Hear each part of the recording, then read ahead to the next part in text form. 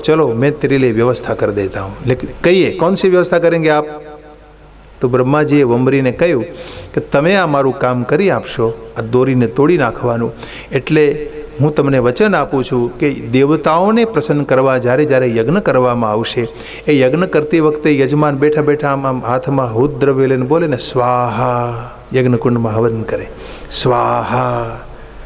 હવે એ હવન કરતી વખતે અડધું છે ને યજ્ઞકુંડમાં પડે અને બાકીનું અડધું આજુબાજુમાં વેરાય। પેલી 3 કંડિકાઓ હોય, 3 પાળીઓ હોય છે, એક બ્રહ્મા વિષ્ણુ અને મહેશના સ્વરૂપો છે, તો એ 3 કંડિકા ઉપર વેરાયેલું હોય ને, એ યજ્ઞ કરતી વખતે એ સમયે વેરાયેલું હવનમાં હોમાય નહીં, એમને રાખી દેવું પડે અને એના ઉપર તારો અધિકાર રહેશે। ब्रह्मा ने कहा कि ये जो आसपास में जो होगा यज्ञ कुंड में जिसका हवन नहीं होगा, यानी जे वेराયેલું આજુબાજુમાં તમે આમ હવન કરો તો આજુબાજુમાં થોડું ખરવાનું છે ને, વેરાયેલું હોય થોડું, એ બધું ભેગું થાય। તો એટલે તમે જો બ્રાહ્મણ છે ને એ હવન કરતી વખતે કે ભાઈ વેરાયેલું એમાં હોમતા નહીં, ના પડશે, ભલે એને ખબર ન હોય શું કામ ન હોમાય। દેવી ભાગવત में लिखा है कि भाई શા માટે ન હોમાય, તો કે એના ઉપર વંબરીનો અધિકાર છે। ब्रह्मा जी ने अधिकार आप्यो छे एक कार्य करने के लिए। अच्छा, वो खुश हो गया और गया। जय ने एमणे सारंग धनुष ने टेके भगवान विष्णु मस्तक टेकवीने योगनिद्रा में बिराजित हता। ए वखते वंबरीए आ धनुषनी दोरी ने तोड़ी अने जेवी दोरी तूटी, एकदम छटकी धनुष्यमांथी, धनुष एकदम सीधું થયું એટલે ભયંકર રૂપ ધારણ કરે અને एकदम दोरी छटकी ने तो बाजू में आम टेको रखो तो मस्तक नो, विष्णु का मस्तक कट गया और अनंत आकाश में कहीं चला गया। विष्णु भगवान नु माथुं कपाई गયું। अब गए थे अपनी चिंता को दूर करने के लिए, तो चिंता बढ़ गई। अब क्या करे?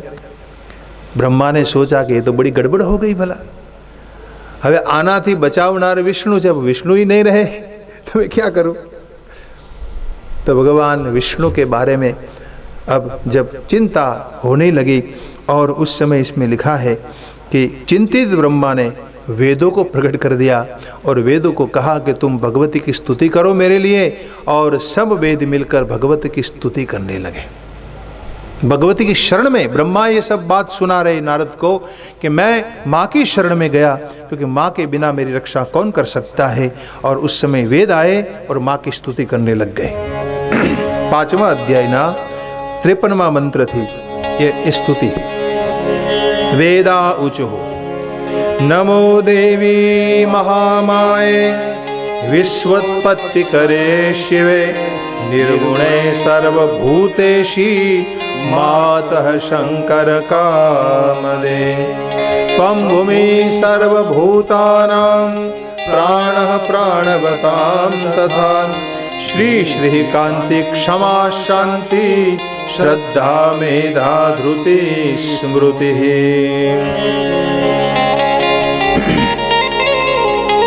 बहु सुंदर मंत्रो, घणा बधा मंत्रो छे। अहीं भगवान वेद स्तुति करे छे। हे देवी, हे महामाये, आप जगत को बनाने वाली है, आप है निर्गुण लेकिन सर्वभूतों में निवास करने वाली शंकर प्रिया है। शंकर की आह्लादिनी शक्ति है आप ही भूमि है, आप ही प्राण है, सर्व प्राणियों को प्राण दाता भी, प्राण देने वाली भी है। हे माँ, आप ही कांति क्षमा शांति श्रद्धा मेधा श्रुति स्मृति आदि सब आपका ही रूप और स्वरूप है। हे माँ, आप परा गायत्री है, तम उद्गिदर्थे अर्धमात्रासी गायत्री। हे जगदम्बा, आप गायत्री का रूप है। जयाच विजयाधात्री लज्जा कीर्ति स्पृहा दया, ये सब आपका स्वरूप है। और इस प्रकार वेदों ने बहुत सारे मंत्र यहाँ पर देखिए। शास्त्रों एक नियम है कि मोटे भागे शास्त्र में 4 विभाग होय। 4 एमा एक विभागનું નામ છે સ્તુત્યાત્મક વિભાગ। સ્તુતિ હોય અને પુરાણોમાં તો તમે કોઈ પણ પુરાણ ખોલી લો એમાં વારે વારે સ્તુતિ આવશે, સ્તુતિ। પછી શિવ પુરાણ હોય તો ભલે, દેવી પુરાણ હોય તો ભલે, ભાગવત હોય તો ભલે, એમાં વારંવાર સ્તુતિઓ આવશે। અને એ જ ક્રમનો અનુશીલન કર્યો ગોસ્વામીજી। રામાયણમાં કેટલી સ્તુતિઓ છે, હે ના? રામકથામાં કેટલી સ્તુતિઓ છે। જય પ્રગટ કૃપાલાથી શરૂ કરીને કેટલી બધી અહલ્યા સ્તુતિ કરે। પર સતપદ પાવન શોક ન સાવન પ્રગટ ભઈ તબ પુંજ સહી, फिर माँ जगदम्बा भगवती भवानीની સ્તુતિ કરે જાનકીજી, જય જય ગિરવર રાજ કિશોરી, જય મહેશ મુખ ચંદ ચકોરી. તો આ સ્તુતિ વિભાગ છે બધે. અને એ આખી પ્રણાલી આપણા પુરાણોની રીત છે કે પુરાણોમાં જ્યાં મોકો મળે છે ત્યાં ત્યાં આપણા મહાપુરુષોએ ભગવતી કે ભગવાનની સ્તુતિ કરી છે. દેખો, સ્તુતિનું બહુ મહિમા છે. સ્તુતિ એ સ્વયં ભગવાનનું એક નામ છે. સ્તવન કરવું એ જીવનો ધર્મ છે. આપણો ધર્મ કયો? સ્તવન કરવું. દેખીએ, ભગવાનનું સ્તવન કરવું જોઈએ, સ્તુતિ કરવી જોઈએ. રોજ ભગવાને તમને વાણી આપી હોય તો વાણીથી સ્તુતિ કરો. તમે પોતે બોલો, તમે પોતે એનું ગાન કરો, તમે પોતે એને ગાઓ. કારણ કે ભગવાને તમને વાણી આપી અને તમે સ્તુતિ ગાન કરો તો શું થાય? તો કે તમારી વાણી શુદ્ધ બને. સ્તવન કરવાથી તમારી વાણી શુદ્ધ બને. તમારી પોતાની વાણીથી સ્તુતિ કરો, તમારી પોતાની વાણીથી મંત્ર ગાન કરો. કેસેટ નહીં ચડાવવાની, તમે પોતાની. તો અને પોતે જ્યાં સુધી સ્તુતિ નહીં કરો ત્યાં સુધી ભાવ ન જાગે. ભાવ ક્યારે જાગે? कि જ્યારે તમારી પોતાની વાણીથી તમે माँ भगवती स्तवन करो. और इसलिए वेदों ने भगवान का स्तवन किया और स्तवन करते ही माँ भगवती जगदम्बा प्रकट हो जाती है. और भगवती जगदम्बा के सामने ब्रह्मा जी ने अपनी चिंता रखी. कहा कि हे माँ, हम क्या करें? अब हमारे आपके सिवा तो कोई है नहीं, क्या करूँ मैं? ये कैसे हो गया, क्यों हो गया? मैं करने गया था अच्छा, लेकिन विष्णु का मस्तक कट गया, मैं क्या करूं? એ વખતે જગદંબાએ બ્રહ્માજીને એક વાત કરી. દેખો, બ્રહ્માજી આ ઘટના અગાઉથી નક્કી હતી. એ ઘટના ઘટવાની જ હતી, વિષ્ણુનું માથું કપાવવાનું જ હતું. તો કે આમ કેમ? તો કે એક વખત એવું બન્યું કે એક મનવંતરમાં, એક કલ્પમાં, જ્યારે હું એની પત્ની મહાલક્ષ્મીના રૂપમાં હતી અને મહાલક્ષ્મીના રૂપમાં એક વખત એવું બન્યું કે અનાયાસ હું વિષ્ણુને મળવા માટે ગઈ. અમારી વચ્ચે હાસ્યવિલાસ થતો હતો, વાર્તાલાપ થતો હતો. એ વખતે વિષ્ણુ ભગવાન અચાનક હસ્યા, અચાનક હસી પડ્યા. હવે હસવાને કારણે મેં એને પૂછ્યું કે ભાઈ તમે શા માટે હસ્યા? એટલે વિષ્ણુ ભગવાને મને જવાબ ના આપ્યો. કહ્યું ભાઈ તમારે મને કેવું જોઈએ? તમે મને હસ્યા છો, તમે મને હસ્યા છો. અને પત્નીને એમ લાગે કે તમે મને હસ્યા છો, પછી આવી બને કે તમે મને શું કામ હસ્યા, શા માટે હસ્યા, શું કંઈ મારો વાંક છે? ભલે કારણ કોઈ અન્ય હોય, અન્ય કારણે તમે હસ્યા હો, પણ એ વખતે વિષ્ણુએ જવાબ ન આપ્યો.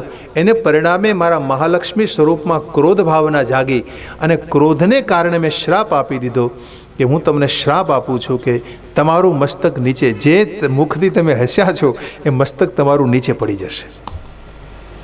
તો એ વખતે મારા મુખમાંથી શ્રાપના વચનો નીકળી ગયેલા. જગદંબા આવું કારણ અહીંયા આપે છે બ્રહ્માજીને. અને એ શ્રાપને કારણે ભગવાન વિષ્ણુનું મસ્તક કપાયું છે. હવે અહીં બીજું કારણ પણ આપ્યું છે કે આ ઘટના એટલા માટે ઘટી કે ભવિષ્યમાં એક અસુર પ્રગટ થવાનો હતો. કયો? હયગ્રીવ. આ હયગ્રીવ નામનો જે અસુર છે એ પ્રગટ થવાનો હતો. અને એ અસુર મારી શક્તિથી, હયગ્રીવ નામનો અસુર છે એ મારી શક્તિથી ખૂબ બળવાન બન્યો. એટલે ભગવતી જગદંબાને બ્રહ્માજી પૂછે છે કે હે માં, આ હયગ્રીવ અસુર કોણ હતો અને તમારી શક્તિથી કેમ બળવાન બનેલો? એટલે જગદંબા એને કહે છે કે આ હયગ્રીવ નામનો અસુર જ્યારે પ્રગટ થયો, અમુક અમુક આસુરી તત્વો હોય ને એ પ્રકૃતિમાં એની મેળે પ્રગટ થતા હોય છે. દેખીએ, શુંભ અને નિશુંભના પ્રાગટ્યની કથામાં નથી આપી, એ સીધા પ્રગટ થયા છે. એ સીધા ક્યાંથી આવ્યા, કોણ હતા, કોણ એના માતા પિતાને, એની કથામાં નથી. તો અમુક અમુક આસુરી તત્વો છે એ સંસારમાં ક્યાંથી આવતા હોય ને ક્યાં જતા રહેતા હોય છે, તો એનો ઉલ્લેખ કરવાની કોઈ જરૂર નથી. કહેવાનો ભાવ એ છે કે અહીં આ હયગ્રીવ નામનો અસુર, જેનું મુખ છે ને ઘોડાનું હોય ને એવું એનું મુખ છે, એટલે હય એટલે ઘોડો. હવે આવા હયગ્રીવ નામનો અસુર એ વખતે પ્રગટ થયો અને પ્રગટ થતાં એને અંતરિક્ષમાંથી, જળમાંથી રીંગ બીજનો અવાજ સાંભળ્યો. એટલે એમણે રીંગ બીજની ઉપાસના કરી અને ઉપાસનાને કારણે મારે એને વશ થઈ જવું પડ્યું. જગદંબાએ કહ્યું કે મેં એને દર્શન આપીને પૂછ્યું કે તમે શું ઈચ્છો છો? એટલે હયગ્રીવ અસુરે મને એમ કહ્યું કે અમારું મૃત્યુ અમારા જેવો કોઈ રૂપવાળો હોય એનાથી જ થાય. મારા જેવું રૂપ જે ગ્રહણ કરે, જે ધારણ કરીને આવ્યો હોય ને એનાથી જ મારું મૃત્યુ થાય. આવું વરદાન એને મારે આપવું પડ્યું. એટલે જગદંબા કહે છે કે આ વ્યવસ્થા મારે કરવી પડી, કારણ કે વરદાન આપ્યું તો પછી એના મૃત્યુની વ્યવસ્થા મારે જ કરવી પડે ને. તમે કોઈને વરદાન આપો, માની લો તમે જેને મોટો બનાવો, મોટો તમે જેને બનાવ્યો ને તમને આગળ જતાં નડવાનો જ હોય, તમારા પાળેલા તમને નડે, આ નિયમ છે. તમારા પાળેલા હોય, તમારા ઉછેરેલા હોય એ તમને નડવાના હોય તો એને નડવા આવે ત્યારે એને દૂર કરવાની વ્યવસ્થા એ તમારે જ કરવી પડે. એટલે ભગવતી જગદંબા કહે છે કે આ હયગ્રીવ અસુરને મેં જ વરદાન આપ્યું. હયગ્રીવે માની સ્તુતિ કરી, આમાં લખે છે, માં સ્પષ્ટ કહે છે કે કિંગ તે અભિષ્ટત વરમ બ્રુહી વાંછિતમ યદ દદામિ તત્ પરિતુષ્ટાસ્મિ ભક્ત્યાથી તપસા ચાત. હું તમારી તપસ્યાથી પ્રસન્ન થઈ છું. અને જે મેં જ્યારે એને માગવાનું કહ્યું ત્યારે એમણે કહ્યું કે ભાઈ અમે મરીએ નહીં. તો ભગવતી કે મરવું તો પડે જ તમારે, તો વિકલ્પ માગી લો. તો કહ્યું કે અમારા જેવું હોય એ જ અમને મારે. મારા જેવું રૂપ ધારી તો કોણ હોઈ શકે બીજો? અહીં હયગ્રીવે એવું વિચાર્યું કે ભાઈ મારા જેવું રૂપ તો કોણ લઈ શકવાનો છે, અને એટલા માટે એ વરદાન આવું માગી ચૂક્યો. તો મારે એને વરદાન આપવું પડ્યું અભિષ્ટવરીની તપસ્યાના પ્રભાવથી. પરંતુ ત્યાર પછી મેં બીજી વ્યવસ્થા કરી કે એના જેવું રૂપધારીના હાથે એનું મૃત્યુ છે, એટલે ભગવાન વિષ્ણુનું મસ્તક કપાયું છે. ભગવતી કહે છે કે ભગવાન વિષ્ણુનું મસ્તક એટલા માટે કપાયું. હવે મસ્તક કપાયા પછી બ્રહ્માજીને ભગવતીએ કહ્યું એક કામ કરો, હવે તમે વિશ્વકર્માને બોલાવી અને ભગવાન વિષ્ણુના શરીર ઉપર તમે ઘોડાનું મસ્તક જોડી દો. એટલે એની સર્જરી કરવામાં આવી અને ભગવાન વિષ્ણુના શરીર ઉપર ઘોડાનું મસ્તક જોડી માં ભગવતીએ પ્રાણ ચેતનાનો સંચાર કરતા હયગ્રીવ નામના ભગવાનનો અવતાર પ્રગટ થયો. આ અવતાર છે હરિનો. બોલો શ્રી હયગ્રીવ નારાયણ ભગવાન. ભગવાન વિષ્ણુના 24 અવતાર. સવારમાં 22 અવતારો સુધી મેં વાત કરી હતી, યાદ છે ને? 22 અવતારો. આમ ગણો ને તો ખરેખર ભગવાનના અવતારોને રોજ યાદ કરવા જોઈએ, રોજ. પહેલો અવતાર સનતકુમાર, 4 ભાઈ, સનત, સનાતન, સનક, સનંદન. આ 4 ભાઈ એ હરિનો પહેલો અવતાર છે.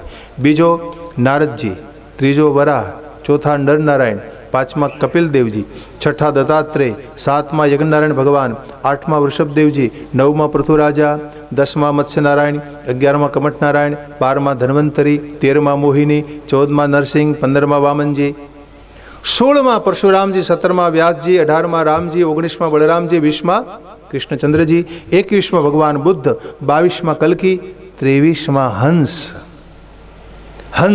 હંસાવતાર એ ભાગવતના એકાદશ સ્કંદના 13મા અધ્યાયમાં કથા આવે કે આકાશમાંથી હંસરૂપ પ્રગટ કરી અને ભગવાને સનત કુમારોને જ્ઞાન આપ્યું એ અવતાર. ત્યાં હંસ ગીતા આપી છે. હંસ ગીતા બહુ સુંદર વિષય છે, હંસ ગીતા ભાગવતજીનો. અને 24મો અવતાર હયગ્રીવ.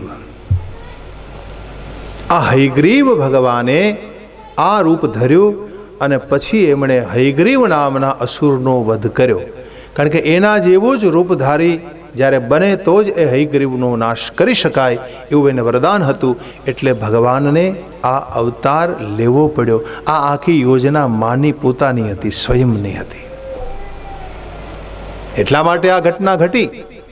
ભગવાન વિષ્ણુ સ્વયં આ કથા બ્રહ્માજીને કહે છે અને બ્રહ્માજી આ કથા નારદજીને, નારદજી વ્યાસને કહે. આ સંવાદ એમાં સંવાદ ફ્લેશબેક છે.